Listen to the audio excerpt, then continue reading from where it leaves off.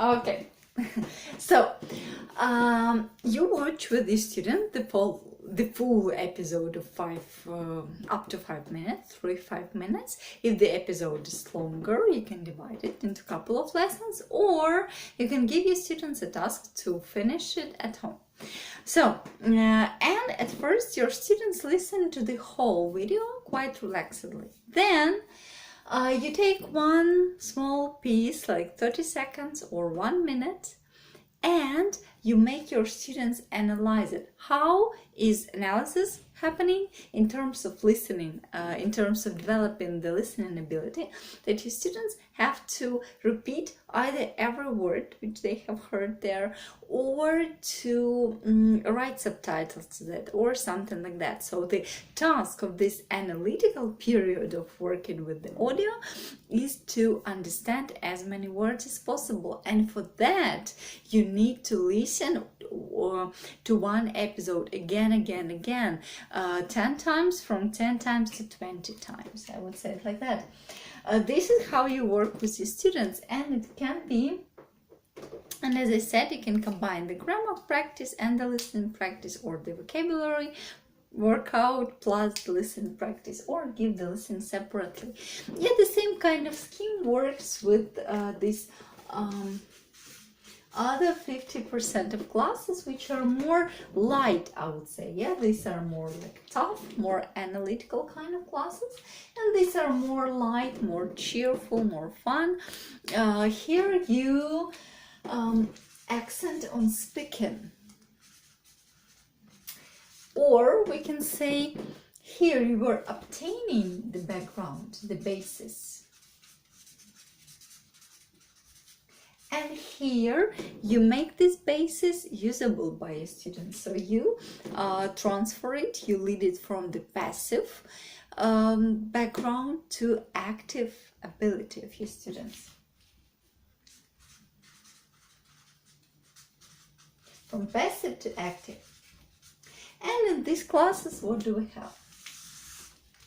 About 50% of this class, maybe even more, could be dedicated to speaking. Then vocabulary more, I would say about 20-25% is vocabulary. You might revise some grammar. In terms of speaking, I am saying that you are not presenting basically any kind of grammar. You are not digging into very deep analysis or exercises or working the grammar up.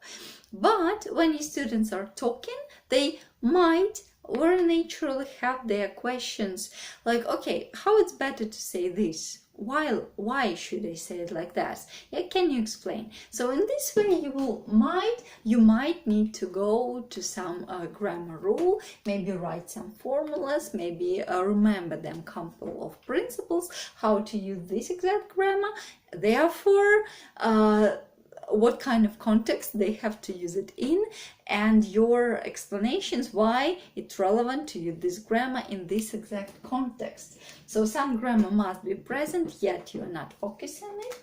And about, I would say, 20% of your class, or maybe even more, so maybe it's like this, yeah, could be dedicated to listening as well, because it's a very convenient way to start discussion, to show your students a video on the topic and then ask, what do you think of this, of this, of this? So please describe what you have seen, show me what you have understood, and so on. Basically, we're going to talk about it more in the speaking in the speaking training, how to teach speaking. Yeah, the idea is like that listening is absolutely usable within speaking classes as well. So, and basically now we are going to go to the exactly some activities, some practical tools which you can use when practicing listening with your students. What I can say that all the listening, basically as all the anything which we learn or which we work out, can be divided into 3 parts again. So all the listening activity, all the listening processes are divided into 3 stages. So please now take 1 minute or 30 seconds and think what kind of stages are there. Okay, so to give you a hint, I will tell you about a work of a model. Let's imagine that there is a model, for example, like here, yeah? Okay, she is a model, let's imagine, or she is a model, and she has been chosen for some advertising campaign, yeah? So what are the stages of this, of her model work, we can say, yeah?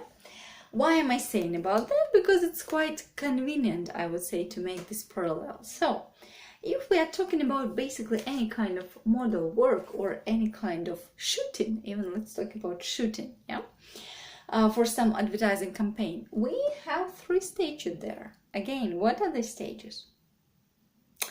Okay, so these stages are pre-production, when everything is being prepared, production, the shooting itself, and post-production, when it's some like Photoshop work, collage, printing the materials out, sending it to different people, different agencies to market food and so on, so on. This is like post-production. This same works with listening. So basically, when it comes to listening, if you just turn on some material for your students and don't prepare your students, it will not be that much efficient. So again, pre-production, it's about selling the video. And you can say, Ina, oh my God, selling again. Yes, selling again, because your adults are overwhelmed with the information, basically this. So, and they must get really motivated to actually be learning something. So, sell the video, how you can do it, and basically, now I'm just going to show you how you can do it. So now we're just going to work with one more video, not a Turkish serial this time. So this video is in English basically, but since I want to get your attention, since I want to sell the video and get you more involved and interested in that, I'm presenting it in this way.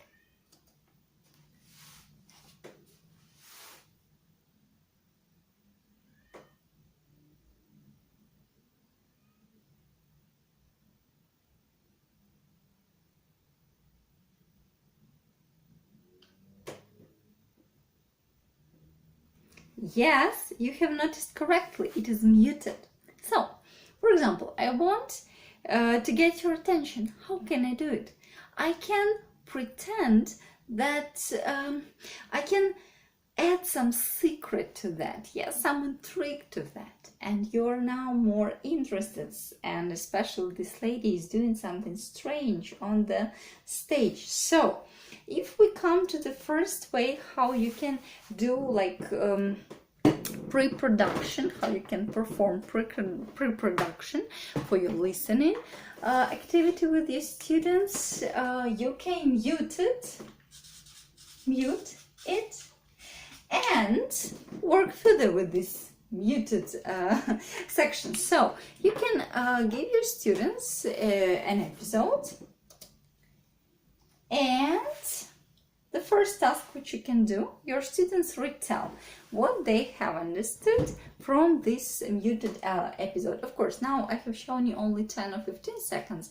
This might not be enough, but you can show to your students 1-2 minutes yet muted, still muted video. So they can just retell it, of course. Or I would recommend, which is more fun and gives more involvement, and the high is involvement, the high is the memorizing of it, yeah? So from Dale's Cohen, practice doing 75% of memorizing and attention, I would say. So they can perform it. So imagine being on the stage instead of this girl and saying her speech, what she could have been saying, yeah, which makes it more fun for students.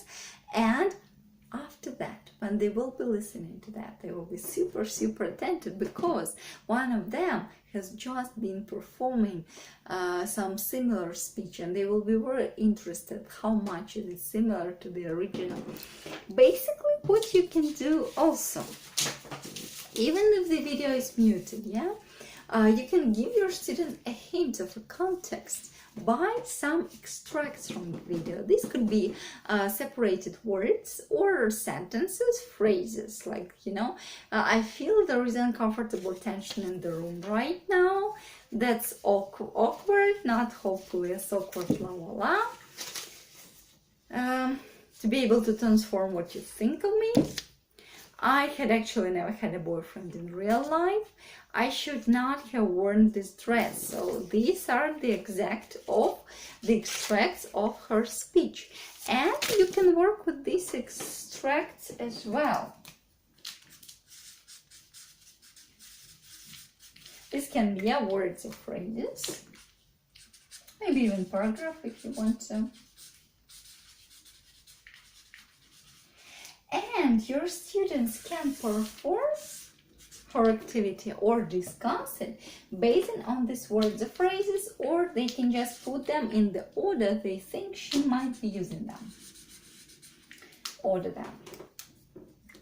This is how you can prepare your students. Or, yeah, okay, that could be enough. There could be some variations, for example, instead of extracts, of some words and phrases, this could be some pictures, yeah, if we say. So, some pictures which present what she's talking about. So again, we could be watching this video, yeah, and I could be again showing you some of the pictures with models. And when I'm asking you guys, what is the topic of this speech, what is she talking about, here is the hint for you. You catch that she is talking about modeling somehow, and there, for example, you can find a picture of a very young model because she's talking about that, or some other kind of pictures connected to her speech. Even if your students don't guess, that's okay. Your task is to grab their attention. Next it's production. So in our case, it's listening itself. And of course, okay, how can be production done as well? You can, it's one of the variants that you can mute it. Basically, the second variant, you can just discuss the topic with your students. The topic of how the topic relevant to the topic of this video. For example, this girl is talking about appearance, so there can be some discussion. Does appearance matter? Yeah, are models happy, or it's just a nice picture? So, for example, you can just raise up a topic and discuss it before even watching. Again, how can you discuss the topic? You can just ask questions. You can bring a quote to your students of some famous person, again of some famous model, even the quote of this girl about the topic which she's talking about. You can discuss the topic, and basically you can just I guess that will be enough, yeah. Or discuss some picture again connected to it. Or you can make even some screens of the video and again ask your students, what do you think she's going to, so screens will be more here. Or you can bring the pictures, screens, and like, look, this is screen number 1 to 3, and what is she going to talk about? Why is she doing that? And so on, so on. Here, as a presentation, at the discussion of the topic, you can bring also some pictures connected to that and build in your discussion not only on the ready question but also on the visual material. As you remember, 70% of people are visuals by their comprehension, 20 audials and 10% synesthetes. So they need to experiment something to really learn it or remember it. Okay, so production, it's listening itself. Again, when you're listening to something, when your students are listening, you can help them with, again, the same kind of cards, because when they're listening, yeah, they have to put them in the order she uses them. Also, they could be making some notes or drawing pictures during extracts again, and they order them. Then they can be drawing a picture while she's talking and then retell it based on the picture, or they could just be listening to that and maybe repeating some phrases. For example, they have listened to the first 2 minutes of her speech. You stop it, you ask them about the general idea, of course, and then they listen again, and one sentence, for example, they have to repeat every word. Yes. But you know what's interesting? This repeat every word could be happening within the listening. So, for example, you have performed this kind of activity, and then you let your students listen through them, for example. Or it could be done in the post-production stage. Basically, post-production, yeah, it is discussion after it. Again, how the discussion can be held with the help of some quotes from there, again, screens, pictures which you prepared for students and they drew by themselves, or just you ask different kind of questions. What's your attitude?